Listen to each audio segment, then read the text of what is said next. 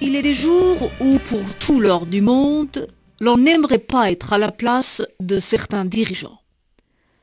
Après avoir jeté en pâture sa propre terre aux ordres des Al Saoud, cette terre qu'il prétend chérir au point de vouloir lui donner son propre nom, après avoir trahi ses promesses, sa parole, sa conscience politique au prix de centaines de vies innocentes, la famille Khalifa s'entache d'un nouveau déshonneur et pas des moindres.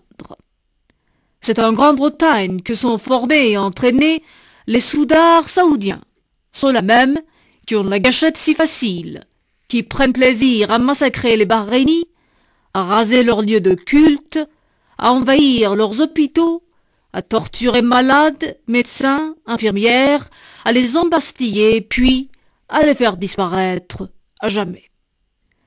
La garde nationale d'Al Saoud, en mission wahhabisatrice à Manama, compte ainsi dans ses rangs de valeureux soldats qui ont appris sous l'œil bienveillant des maîtres britanniques comment fabriquer de la chair à canon.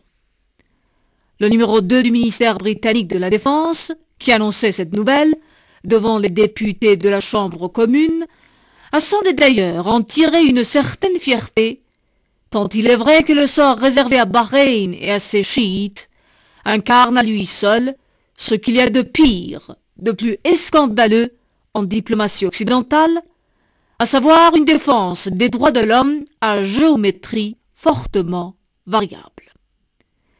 Il est vrai que Bahreïn est loin d'être la Libye, ce vaste désert aux infinis attraits énergétiques, ou encore la Syrie, ce pays depuis longtemps convoité pour sa position stratégique, sa promiscuité avec Israël. Face à Bahreïn, les chancelleries européennes agissent comme frappées d'une étrange et incompréhensible cécité. Elles se comportent comme si les 700 000 habitants de l'archipel, enchaînés, humiliés, décimés par une caste dirigeante corrompue, n'existaient pas. Allez voir, on est tenté même de se poser cette éternelle question: est-ce qu'aux yeux de l'Occident, le Bahreïni est un homme à part entière?